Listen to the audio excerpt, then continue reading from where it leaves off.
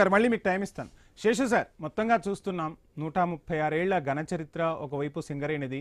నిన్న వరకు land mafia, sand mafia, real estate mafia విన్న పరిస్థితులు. ఇప్పుడు సిరులగని సింగరేణిపై కూడా మాఫియా కన్నుపడింది, అందులోనూ రాజకీయ మాఫియా కన్నుపడింది అని వినిపిస్తున్న పరిస్థితులు. సింగరేణి అంటే ఒక సెంటిమెంట్ ఉంటుంది. తెలంగాణ ఉద్యమంలో కూడా సింగరేణి కార్మికులు ఎంత కీలక పాత్ర పోషించారో తెలియని పరిస్థితి కాదు. సో ఏంటి అసలు ఈ నైని చుట్టూ మొత్తంగా రాజకీయం తిరుగుతున్న పరిస్థితి? 2200 ఎకరాల కేటాయింపులు. సో మొత్తంగా అక్కడ మౌలిక వస్తువులు కల్పించుకోవడానికే టైం సరిపోయిందనేమో బీఆర్ఎస్ చెప్తోంది. సో ఒక 200 ఎకరాల్లో వేమిరెడ్డి ప్రభాకర్ రెడ్డికి చెందిన కంపెనీ అక్కడ మట్టి తొలగింపు ప్రక్రియ కూడా పూర్తి చేసిన పరిస్థితి. ఏం జరుగుతుంది సార్ అసలు ఆ నైని బ్లాకుల చుట్టూ ఇంత రాజకీయ రగడ సాగటానికి ప్రధాన కారణం ఏంటంటారు? అందరికీ నమస్కారం. ఇప్పుడు తెలంగాణ రాష్ట్రం ఏర్పాటైనటువంటి ఈ 11.5-12 సంవత్సరాలు అనుకుందాం. ఈ 12 సంవత్సరాల్లో కాళేశ్వరం ఒక పెద్ద ప్రాజెక్టు తెలంగాణకి, తెలంగాణ వచ్చిన తర్వాత నిర్మించినటువంటిది. దాని చుట్టూ రాజకీయాలు.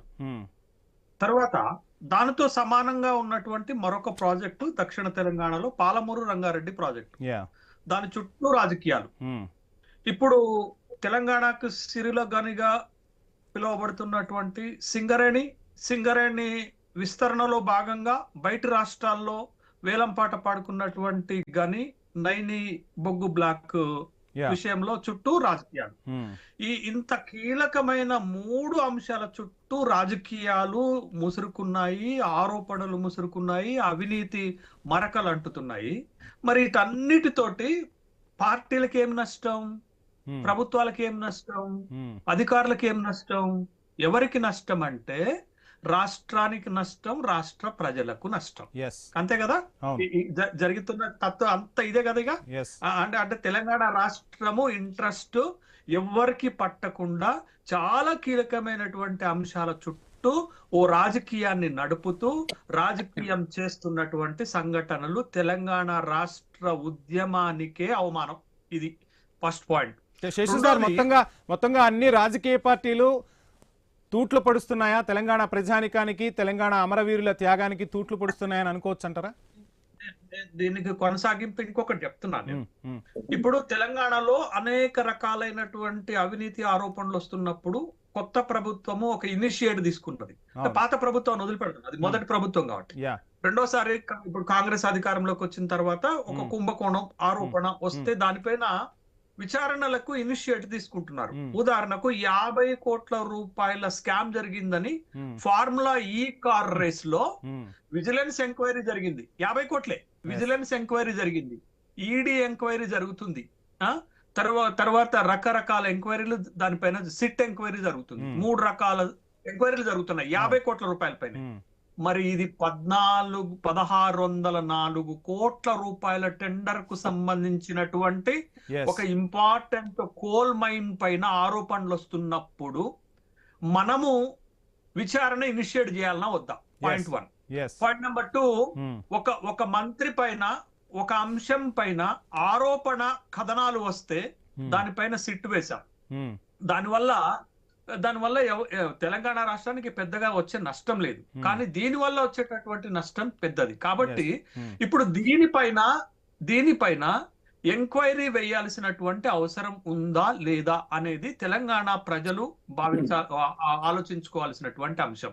ఇంత పెద్ద ఆరోపణలు వస్తున్నటువంటి ఇంత ఇంపార్టెంట్ అయినటువంటి విషయంలో ప్రభుత్వము సిట్ అన్నా వేయాలి, సిబిసిఐడి అన్నా వేయాలి, లేకపోతే జ్యుడిషియరీ ఎంక్వైరీ అన్నా వేయాలి, లేకపోతే ఈ డిమాండ్ చేస్తున్నటువంటి సిబిఐ ఎంక్వైరీ అన్నా ఎందుకు వేయాలా అని అంటే ఇది స్టేట్ ఓన్డ్ మొత్తం కాదు. 51-49% లో సెంట్రల్ గవర్నమెంట్ కూడా బాధ్యత ఉంటుంది. ఈ బొగ్గు గనుల వేలం పాట వేసిందే సెంట్రల్ గవర్నమెంట్, దాంట్లో మనం ఆక్షన్ లో పాల్గొని మనం దక్కించుకున్నాం. అంటే సెంట్రల్ గవర్నమెంట్ కూడా బాధ్యత ఉంటుంది. ఇది పాయింట్ నెంబర్ 2. పాయింట్ నెంబర్ 3 ఏంటంటే స్వయంగా తెలంగాణ రాష్ట్రం నుంచి కేంద్ర కేబినెట్ లో ప్రాతినిధ్యం వహిస్తున్నటువంటి కిషన్ రెడ్డి గారి శాఖకు సంబంధించినది, ఇది తన సొంత శాఖకు సంబంధించినటువంటిది. కాబట్టి ఇవాళ దీనిపైన కేంద్రము రాష్ట్రము ఇనిషియేటివ్ తీసుకొని ఎంక్వైరీ వేసి దీంట్లో నిజాలను నిగ్గు తేల్చవలసినటువంటి అవసరం ఉంది. మరి ఇంత కీలకమైనటువంటి అంశం పైన ఇంతవరకు ముఖ్యమంత్రి గారు నామమాత్రంగా స్పందించేసి దావోస్ వెళ్ళిపోయారు. అవును. దావోస్ వెళ్ళిపోయారు. ఈ ఈ ఈ గని చుట్టూ ఇక్కడ ఇలా రాజకీయం నడుస్తున్నటువంటి క్రమంలో ద పాయింట్ నెంబర్ 1 ఏంటి అని అంటే, అసలు టెండర్ల రద్దు అంటున్నాం వంశీ. అసలు టెండర్లే కాల్ఫర్ చేయలే ఇంతవరకు.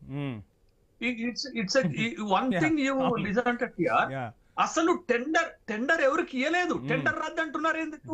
అసలు టెండరే ఇయ్యనప్పుడు టెండర్ రద్దు ఎక్కడది? టెండర్ ఇవ్వటానికి పెట్టిన నిబంధన పైనే చర్చ అంతా.